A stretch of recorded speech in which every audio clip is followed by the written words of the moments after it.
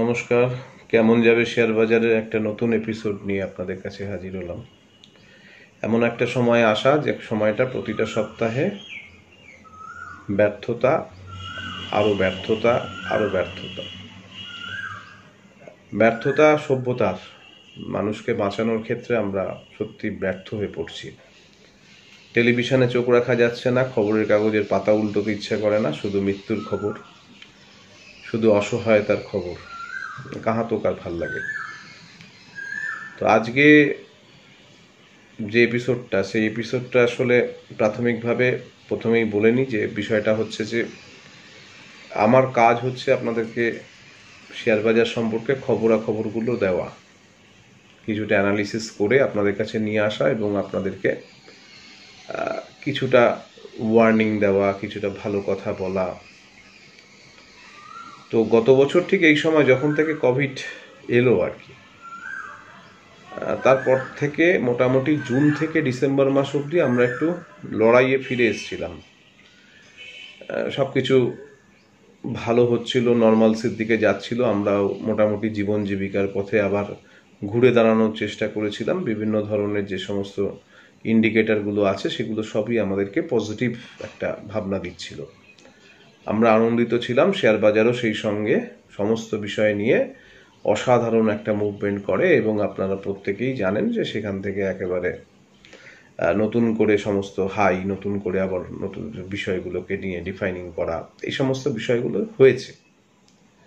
তো তারপর থেকে অর্থাৎ ডিসেম্বরের পর থেকে জানুয়ারি মাস থেকে যে কোয়ার্টারটা শুরু হয় আর কি, অর্থাৎ 2020-21 যে অর্থবর্ষটা গেল তার যে লাস্ট কোয়ার্টারটা, সেই কোয়ার্টারটা যে সমস্ত ফিগারগুলো এলো তাতে কিন্তু আমরা সত্যি খুব চিন্তিত, এবং চিন্তিত শুধু নয়, এবং মানে ভবিষ্যৎটা ভেবে আরও বেশি আতঙ্কিত। তো আমি আজকে সেই সব বিষয় নিয়ে একটুখানি আপনাদের সঙ্গে কথা বলে নেব। কারণ দেখুন, একটা জিনিস তো ঠিক, শেয়ার বাজারে আমরা প্রত্যেকেই আসি লগ্নি করতে এবং সেখান থেকে কিছু মুনাফা অর্জন করতে। এখন সেক্ষেত্রে আমরা সবসময় জানি যে এখানে একটা অবশ্যই রিস্ক একটা বড় ফ্যাক্টর, এবং রিস্কটাকে সঙ্গে নিয়েই শেয়ার বাজারে আসা। এবং মুনাফার দিকে যদি কিছু হয় তাহলে পরে প্রত্যেকেরই আমাদের ভালো লাগে, কিন্তু রিস্ক সম্পর্কেও একটু জানা দরকার। অর্থাৎ মানে আমি আমার ক্লাসে যখন করাই তখন বলি যে মানে হেলমেটটা পরে নেওয়া, মানে হেলমেটটা হচ্ছে স্টপ লস। একটা বল যদি মাথায় লাগে, হেলমেট যদি না থাকে, তাহলে সেটাতেই মোটামুটি মানে সব শেষ আর কি। তা সব বল তো হেলমেটে লাগে না, তো হেলমেটটা পরে নামতে হয়। তো ঠিক সেইভাবেই আর কি, আমরা একটু রিস্কগুলো যদি জানা থাকে তাহলে সুবিধে হয় যে ভবিষ্যতে আমরা কিভাবে পরিকল্পনা করব বা আগামী দিনগুলো কেমন যাবে সেগুলো সম্পর্কে একটু ভাবনা করা যেতে পারে, বা ভাবনা থেকে কিছু কাজকর্ম করাও যেতে পারে। তো আমি মোটামুটিভাবে আজকে আপনাদের সঙ্গে সেই বিষয়টাকেই একটু শেয়ার করছি যে কি অবস্থা বর্তমান অর্থনীতি আছে, বাজার আছে, সেখান থেকে কি কি হতে পারে, কি কি হওয়ার সম্ভাবনা তৈরি করবে। তো প্রসঙ্গত বলে রাখি যে মূল আমাদের যে ইন্ডিকেটরগুলো থাকে, অর্থাৎ যেগুলো দেখে আমরা মোটামুটি ইকোনমির অবস্থাটা কি আছে সেটা যেটা বুঝি, সেটার মধ্যে আমি 5টা ইন্ডিকেটরকে নিয়ে আমি মূলত ভাবি। এই 5টা ইন্ডিকেটর আপনাদের সঙ্গে একটু শেয়ার করি, আপনারা প্রত্যেকেই বুঝতে পারবেন, খুব একটা অসুবিধাজনক বা বিরাট কিছু গন্ডগোলের বিষয় নয়। তো প্রথম যেটা আছে সেটা হচ্ছে আইআইপি ডেটা যেটা আসে, অর্থাৎ ইন্ডেক্স অফ ইন্ডাস্ট্রিয়াল প্রোডাকশন। এই আইআইপি ডেটাটা সম্পর্কে আমাদের ভাবনা 1 নম্বর। প্রথমে আমি পরপর বলে যাই, তারপরে সেগুলো নিয়ে আমরা বর্তমান অবস্থানটা একটু আলোচনা করব। 2 নম্বর হচ্ছে পিএমআই, পারচেজিং ম্যানেজার্স ইন্ডেক্স। এটা একটা খুব ভাইটাল ইন্ডেক্স, এটা 2 নম্বর। 3 নম্বর হচ্ছে এফআইআই, অর্থাৎ ফরেন ইনস্টিটিউশনাল ইনভেস্টর, বিদেশি লগ্নিকারক, যাদের নিয়ে আমি মানে মাঝে মধ্যেই আপনাদের সাথে শেয়ার করি তাদের অবস্থান নিয়ে, তাদের কিছু নিয়ে। এটা আমার কাছে একটা বড় ফ্যাক্টর। 4 নম্বর হচ্ছে ইনফ্লেশন, অবশ্যই একটা বড় ফ্যাক্টর ইকোনমির ক্ষেত্রে। এবং 5 নম্বর হচ্ছে গাড়ি বিক্রি, কার সেলস, এটাও একটা খুব বড় ইন্ডিকেটর। প্রথম আমি যেটা নিয়ে আলোচনা করব সেটা হচ্ছে আইআইপি ডেটা, বা আমাদের বর্তমান ইন্ডাস্ট্রিয়াল প্রোডাকশন ডেটার কি অবস্থা। তো ইন্ডাস্ট্রিয়াল প্রোডাকশন ডেটা ফেব্রুয়ারি মাসে সবচেয়ে স্টিপেস্ট ফল হয়েছে। 4.6%। লাস্ট 12 মাসের ইন্ডাস্ট্রিয়াল প্রোডাকশন ডেটা কোভিডের কারণেই 9 মাস আমরা নেগেটিভ টেরিটরিতে ছিলাম, 3 মাস আমরা মোস্ট প্রবাবলি সেপ্টেম্বর, অক্টোবর আর ডিসেম্বর, এই 3টে মাস আমরা পজিটিভ টেরিটরিতে ছিলাম। সেপ্টেম্বর, অক্টোবর, ডিসেম্বর পজিটিভ টেরিটরিতে থাকার মূল কারণ অনেকেই আপনাদের কাছে ক্লিয়ার, কারণ ওই সময়টা ফেস্টিভ্যাল সিজন থাকে, সেই সময় আইআইপি ডেটাটা একটু পজিটিভ এসেছিল এবং কোভিডও অনেকটা নিয়ন্ত্রিত হয়েছিল সেই সময়গুলোতে, আস্তে আস্তে করে ভালো ভালো খবরাখবর এসেছিল। তো সেগুলোর জন্য সবই আমাদের ওই সময়টা আইআইটিবি ডেটাটা পজিটিভ এসেছিল।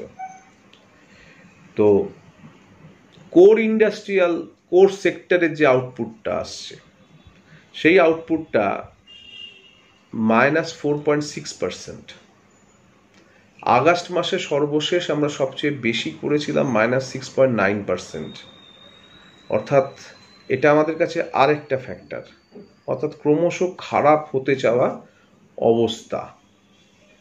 তো এই যে একটা মেজর একটা রোড ব্লক তৈরি হলো জানুয়ারি মাস থেকে মার্চ মাসের কোয়ার্টারে, এবং যেখান থেকে ফেব্রুয়ারি মাস থেকে মার্চ মাসের আইআইপি ডেটা অবধি যে টোটাল পরপর যে আমাদের সমস্ত আইআইপি ডেটাগুলো নেগেটিভ আসা শুরু হলো, তাতে পরে কিন্তু খুব একটা পজিটিভ কিছু ইকোনমির ক্ষেত্রে কিন্তু বোঝা যাচ্ছে না।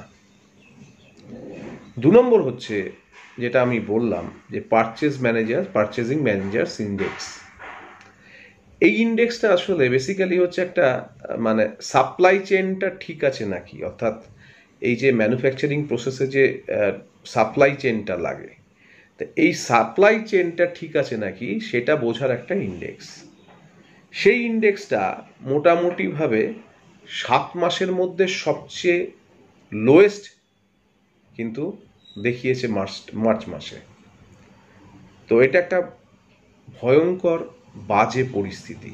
তার কারণটা হচ্ছে, দেখুন, জুলাই থেকে ডিসেম্বর যে জায়গাটা ছিল, জুলাই থেকে আমরা ক্রমশ পরপর 2টো কোয়ার্টারে তো সাপ্লাই চেনগুলো সমস্ত তো আস্তে আস্তে নর্মালসির দিকে চলে এলো। জানুয়ারি মাসটা কিন্তু সাপ্লাই চেনের পক্ষে খুব একটা নেগেটিভ হওয়ার কথা নয়। জানুয়ারি থেকে মার্চ মাসের যে কোয়ার্টারটা, সেই কোয়ার্টারটাই কিন্তু খুব একটা নেগেটিভ হওয়ার কথা নয়, কারণ তখন অবধি কিন্তু কোভিডের এই যে সেকেন্ড ওয়েভ কোভিডের যে কথা বলা হচ্ছে, তখনও পর্যন্ত কিন্তু সেসব সম্পর্কে খুব একটা বেশি আমরা কিন্তু চিন্তাভাবনার মধ্যে ছিলাম না। কিন্তু তার তুলনায় পিএমআই ডেটাটা কিন্তু খুব ভয়ঙ্কর রকম নেগেটিভ, সেটা কিন্তু আমাদের অবশ্যই ভাবাচ্ছে। 3 নম্বর যেটা এলাম সেটা হচ্ছে এফআইআই।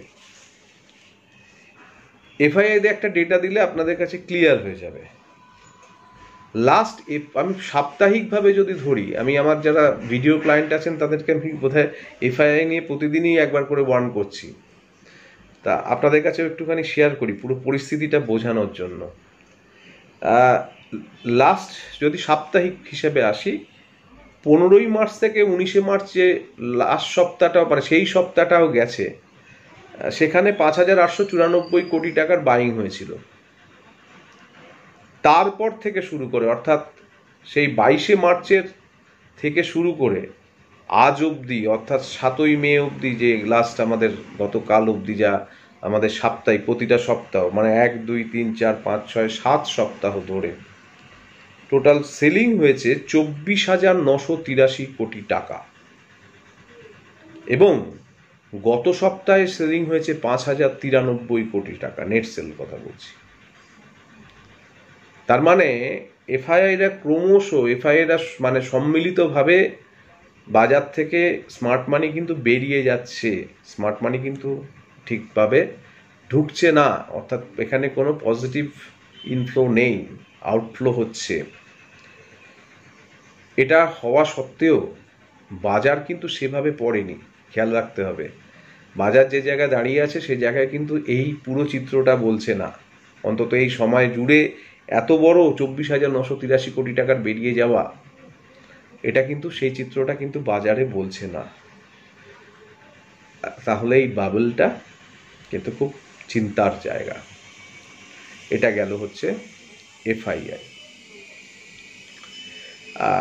এরপরে আসি হচ্ছে ইনফ্লেশনের বিষয়ে দাঁড়াচ্ছে। ইনফ্লেশনটা আসলে যেটা আমরা গত বছর দেখেছিলাম, অর্থাৎ 2020-21-এ যেটা আমাদের কাছে এসেছিল, সেটা ছিল সাপ্লাই সাইড ইনফ্লেশন, অর্থাৎ সাপ্লাই আমরা ঠিকঠাক পাচ্ছিলাম না, সাপ্লাইয়ের ক্ষেত্রে অনেক ধরনের অসুবিধা হচ্ছিল লকডাউনের ক্ষেত্রেই বিশেষ করে।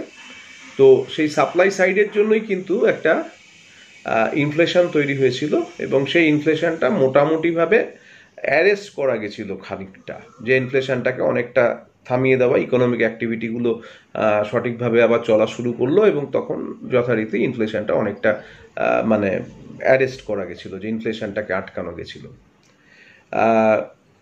ফেব্রুয়ারি থেকে মার্চের ইনফ্লেশনটা কিন্তু বেড়েছে। ফেব্রুয়ারি ইনফ্লেশন ছিল 5.03%, আর মার্চের ক্ষেত্রে সেটা 5.52%, অর্থাৎ ইনফ্লেশন ক্রমশ বাড়ছে। 6%-এর কাছাকাছি ওভারিং করলেও তাও টিকিয়ে রাখা যেত, কিন্তু যা এক্সপেকটেশন যে ইনফ্লেশন যেভাবে বাড়বে বা বাড়ছে, আসলে এটার মূল কারণটা হচ্ছে অন্য জায়গায়। গ্লোবাল যে কমোডিটি প্রাইস আছে সেখানে একটা হিউজ ইনক্রিজ হয়েছে এই সময়টায়, বিশেষ করে এই মানে সেপ্টেম্বর থেকে আর কি। এই সেপ্টেম্বর মানে গত বছর সেপ্টেম্বর থেকে গ্লোবাল কমোডিটি প্রাইসের একটা বিরাট ধরনের একটা ইনক্রিজের জন্য ব্যাপারটা হয়েছে যে ইনপুট কস্টটা আমাদের প্রত্যেকটা ম্যানুফ্যাকচারিং সেক্টরে বা আমাদের সমস্ত সেক্টরগুলোতেই ইনপুট কস্টটা খুব বেড়ে গেছে, এবং তার ফলাফল হিসাবে তার সঙ্গে এরা মানে প্যারিটি রাখতে গিয়ে এদের দাম বাড়াতে এরা বাধ্য হয়েছে। আপনারা সকলেই জানেন, ফুড গ্রেন বলুন, ভোজ্য তেল বলুন, প্রত্যেকটা জায়গায় কিন্তু প্রচণ্ড রকম এখন মানে মুদ্রাস্ফীতির হার অত্যন্ত বেশি, এবং যথারীতি সমস্ত জিনিসপত্রের দাম বাড়ছে। তা এটা একটা বড় ক্রাইসিস ইকোনমির ক্ষেত্রে, অবশ্যই ইনফ্লেশনটাকে চেক করা প্রচণ্ড দরকার। তা সেই অবস্থায় দাঁড়িয়ে ইনফ্লেশনটাও একটা কিন্তু আমাদের কাছে একটা বিরাট ধরনের একটা চ্যালেঞ্জ নিয়ে আসছে। তারপরে যেটা বলি সেটা হচ্ছে কার সেলস। কার সেলসটা কেন একটা বড় ফ্যাক্টর হয়? নর্মালি কার সেলসটা মানে যদি ক্রমবর্ধমান কার সেলস অবশ্যই ইকোনমির পক্ষে ভালো, অর্থাৎ একটা জায়গায় আমরা সেটাকে পজিটিভ বলে মানি, এটা একটা পজিটিভ একটা ইন্ডিকেটর আমাদের কাছে। কার সেলস দেখা যাচ্ছে যে মোটামুটিভাবে সমস্ত ক্ষেত্রেই, অর্থাৎ বড় বড় কোম্পানিগুলো মাহিন্দ্রা ছাড়া আর দু একটি কোম্পানি ছাড়া ম্যাক্সিমাম কোম্পানিরই কার সেলস কিন্তু অভূতপূর্বভাবে জানুয়ারি মাস থেকে, অর্থাৎ প্রত্যেকটা মাসের তুলনায় মাসের যে ড্রপিংটা সেটা কিন্তু বেশ মানে ওয়ারিসাম, এবং ফেব্রুয়ারি মাসে কার সেলসও যথেষ্ট কম হয়েছে। এটা কিন্তু একটা চিন্তার কারণ, অর্থাৎ আস্তে আস্তে গাড়ি বিক্রিটাও কমে যাচ্ছে। এখন তো আবার মারুতির ক্ষেত্রে শাটডাউন চলছে বিভিন্ন জায়গায়, এগুলো একটা বিশেষ কারণ। তো সেইটা একটা ব্যাপার। কার সেলসটাও কিন্তু ক্রমাগত আমাদের কাছে যে রিপোর্টগুলো আসছে, কার সেলসটাও কিন্তু ক্রমাগত কমছে, ট্রাক্টর বিক্রি কমে যাচ্ছে, এটাও একটা বড় সমস্যা। তো এইগুলো সমস্ত কিন্তু আমাদের এক একটা ইন্ডিকেটর, যে ইন্ডিকেটরে বোঝা যায় যে মোটামুটিভাবে আমাদের টোটাল মানে ইকোনমিক অবস্থানটা এই মুহূর্তে কোন জায়গায় দাঁড়িয়ে আছে। আমি 3টে ব্রোকারেজ হাউসের বর্তমান যাদের একটা এস্টিমেটেড ছিল কিভাবে আমাদের গ্রোথ রেটটা হবে, অনেকটা কিন্তু ডাউনগ্রেড করে দিয়েছে।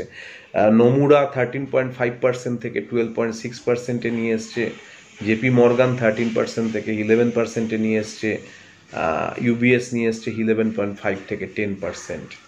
তার মানে যেটা দাঁড়াচ্ছে সব দিক থেকে সমস্তগুলোই আমাদের কাছে একটা নেগেটিভ বাতাবরণ তৈরি করছে। এই অবস্থায় দাঁড়িয়ে আমাদের কি করা উচিত? আমাদের যেটা করা উচিত সেটা হচ্ছে যে বড় লগ্নিতে যাওয়া উচিত নয়, 1 নম্বর।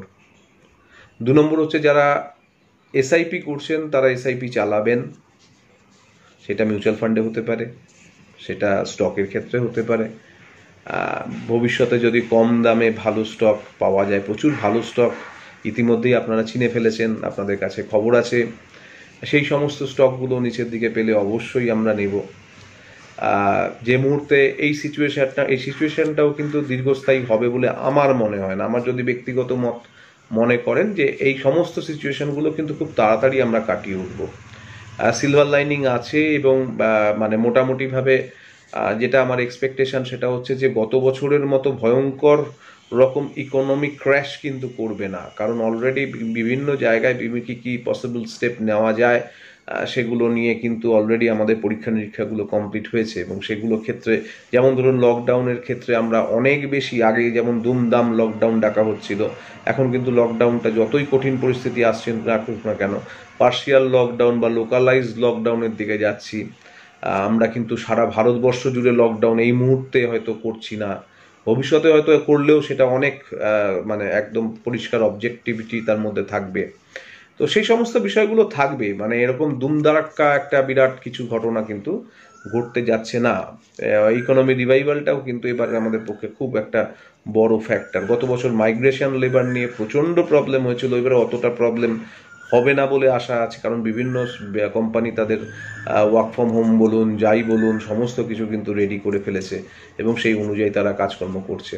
তা ইত্যাদি কারণে আমার মনে হয় না যে এবারের লকডাউনের এফেক্ট, এবারের মানে এই প্যান্ডেমিকের এফেক্টটা হয়তো মানে মানুষ প্রচুর মারা যাচ্ছেন, অবশ্যই সেটা দুঃখের, কিন্তু ইকোনমির ক্ষেত্রে রিভাইভালের ক্ষেত্রে খুব বড় কাঁটা যে হবে তা নয়। আপাতভাবে কিন্তু আপাতত যেটা অবস্থান সেটা হচ্ছে আমাদেরকে ভীষণ সাবধানে থাকতে হবে। সাবধানটা মানে আমাদের লগ্নির দিক থেকে ভীষণ সাবধানে থাকতে হবে।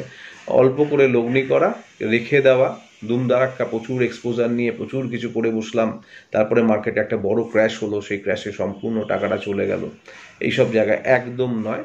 ধীরে ধীরে ধীরে ধীরে অবস্থান বুঝে এক একটা স্টককে ধরে ধরে প্রফিট নেওয়া, স্টপ লসটাকে মেনটেন করা ইত্যাদি, এইভাবে কাজকর্ম করলে আশা করা যায় আমরা এই সমস্ত সময়গুলো, টার্বুলেন্ট সময়গুলো থেকে বেরোতে পারবো। টার্বুলেন্ট সময় তো অবশ্যই থাকবে, বিয়ারদের দখলেও তো থাকতে হবে বাজারকে কিছুদিন, এটা নিয়ে এত ঘাবড়াবার কিছু নেই। কিন্তু আমি জাস্ট আপনাদেরকে একটা ওভারঅল অ্যাসপেক্ট দিলাম যে ইন্ডিকেটারগুলো কিন্তু সবই আমাকে নেগেটিভ বায়াসড বলছে, খুব একটা কিন্তু পজিটিভ জায়গা কিছু নেই। অনেকটা কথা হলো আজকে, আসছি পরের সেগমেন্টগুলো নিয়ে।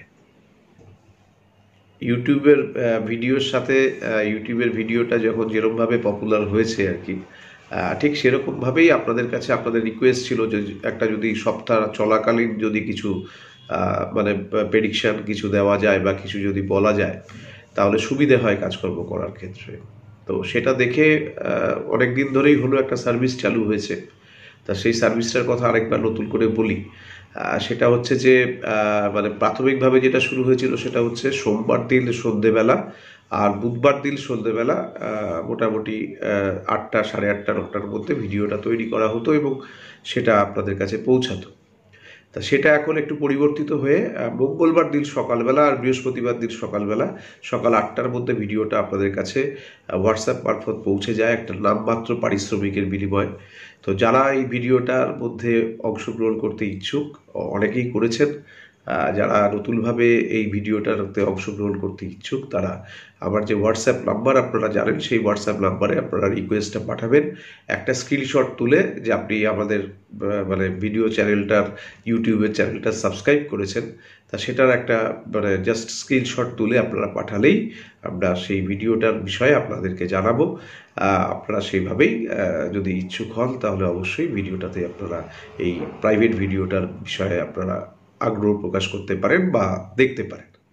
এবারে আসি যে সমস্ত সেগমেন্টগুলো নর্মালি থাকে সেই সমস্ত সেগমেন্টগুলো নিয়ে, নিফটি, ব্যাংক নিফটি এবং তার সঙ্গে আজকে আগামী সপ্তাহের জন্য আমার পোর্টফোলিও।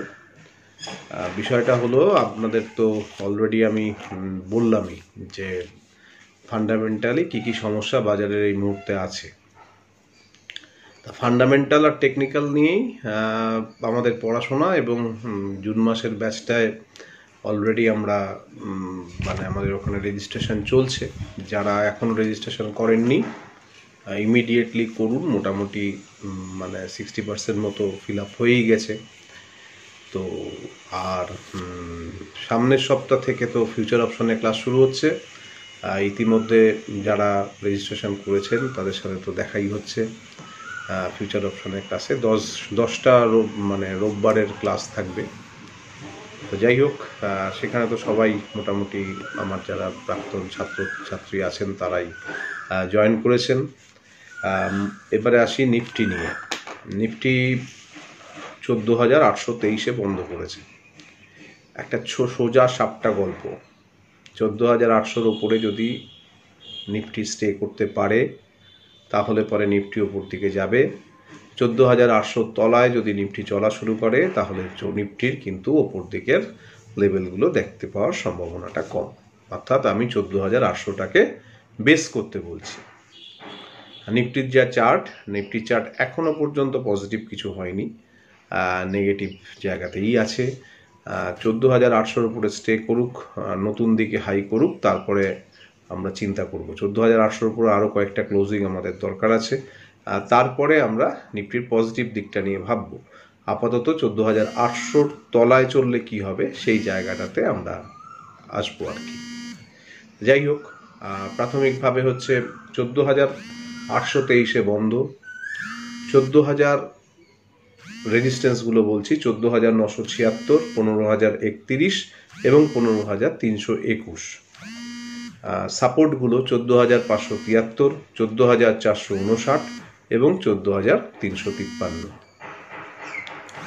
ব্যাংক নিফটির ক্ষেত্রে 32,904-এ বন্ধ করেছে। ব্যাংক নিফটির চার্টটা কিন্তু একটু হলেও আমার নিফটির থেকে ব্যাংক নিফটির চার্টটা কিন্তু একটু পজিটিভ লাগছে। একটা ফান্ডামেন্টাল বিষয় একটু আলোচনা করে নিই।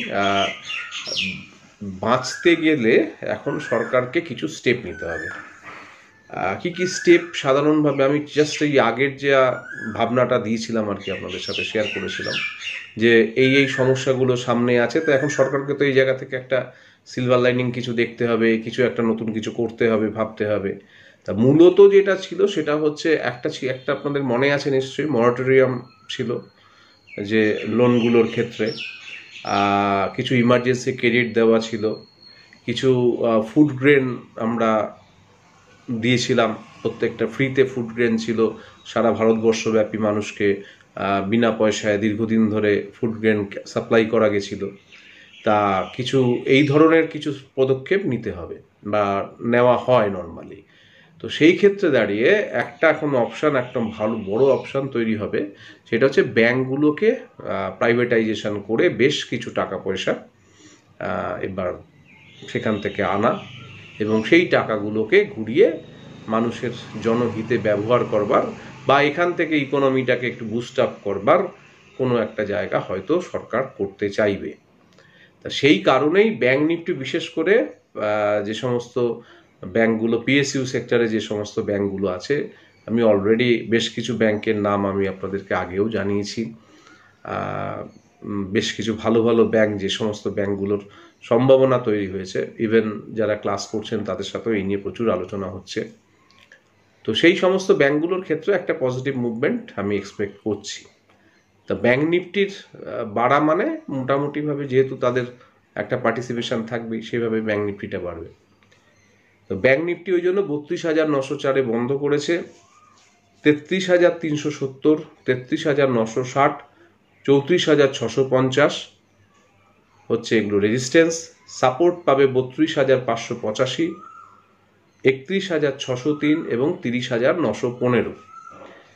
এটাও ঠিক যে নিফটি বাড়বে, নিফটি কমবে, ব্যাংক নিফটি বাড়বে, আবার মানে দুজনের মধ্যে কোনো প্যারিটি থাকবে না, সেটা তো হবে না। আগে পরে দুজনেই একই দিকে ছোটাছুটি করবে। তো আমি ব্যাংক নিফটির চার্টিক্যালি, একদম কমপ্লিট চার্টিক্যালি আমি বলছি ব্যাংক নিফটির চাপটা একটু হলেও নিফটির থেকে ভালো, এই জায়গাটাতে আমি স্ট্যান্ড করছি। তো দেখা যাক কি হয়। যাই হোক, আসি এর পরের সেগমেন্ট, সেটা হচ্ছে আমার পোর্টফোলিও। আমার পোর্টফোলিওতে একটা জিনিস আপনাদের বলি, বাজার কারেকশানে গেলে অবশ্যই স্টপ লস মেনটেন করে কাজ করবেন। স্টপ লস যেখানে ট্রিগার হবে, যদি দেখা যায় যে এতগুলো জায়গার মধ্যে একটা দুটো স্টপ লস কাটছে, আরামসে স্টপ লস ট্রিগার করাবেন, তাতে কোনো প্রশ্ন রাখবেন না। কারণ জানবেন স্টপ লসটাও ভেবে দেওয়া হয়, অনেক ভাবনা চিন্তা, অনেক ক্যালকুলেশন করেই যায়।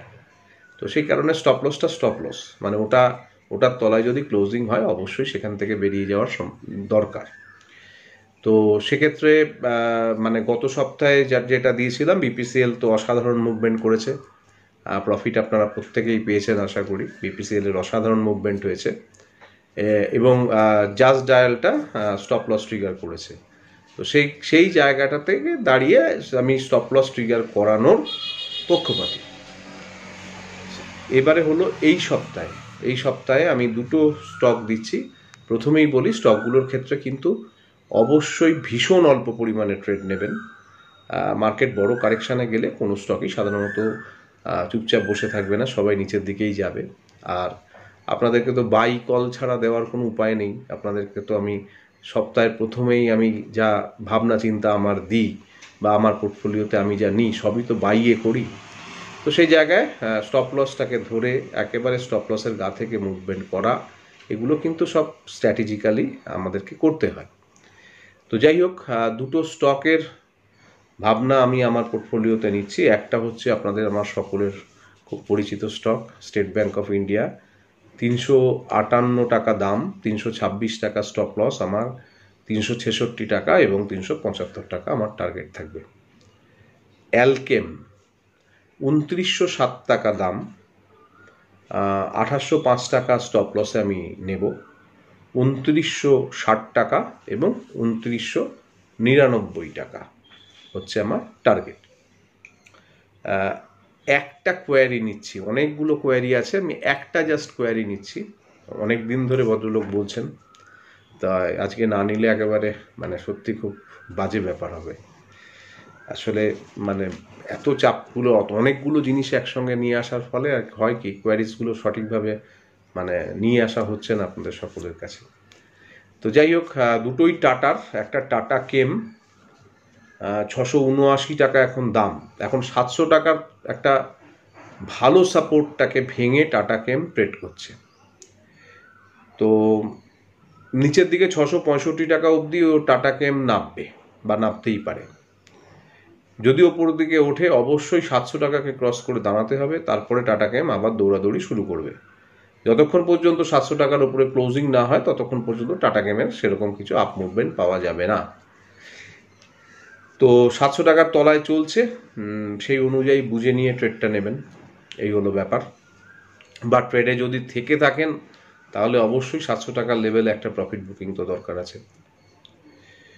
টাটা কনজিউমার 629 টাকা দাম, 640 টাকার তলায় এটা চলছে, এটাও একটা তার পক্ষে একটা নেগেটিভ জোন। 614 টাকা হচ্ছে তার টার্গেট, সেটাও যদি ভেঙে যায় তাহলে 600 টাকা। আর 640-এর উপরে চললে পরে ওটার মুভমেন্ট আবার আপসাইড মুভমেন্টটা পাওয়া যাবে। আপাতত যতবারই উঠবে দেখবেন 640-এর গায়ে থেকে আবার ঘুরে আসার সম্ভাবনা তৈরি করবে। তো এই দুটো হলো আপনাদের মানে যেটা কোয়ারিজ ছিল সেই কোয়ারিজের জন্য বললাম। মানে আমার রিকমেন্ডেশন তো নয়, এটা বলে রাখা ভালো। আপনাদের জিজ্ঞাসাটাকে আমি উত্তর দেওয়ার চেষ্টা করলাম। যাই হোক, এই অবধি আজকে। আশা করি সামনের সপ্তাহে আপনাদের সঙ্গে দেখা হবে, হোপফুলি বলতে হয়, কারণ এখন মানে সেরকমই পরিস্থিতিতে আমরা সকলে বসবাস করছি। সকলে ভীষণ ভালো থাকার চেষ্টা করবেন, সেফ থাকবেন। ঈশ্বরের কাছে প্রার্থনা করি আপনারা প্রত্যেকে ভালো থাকুন। নমস্কার।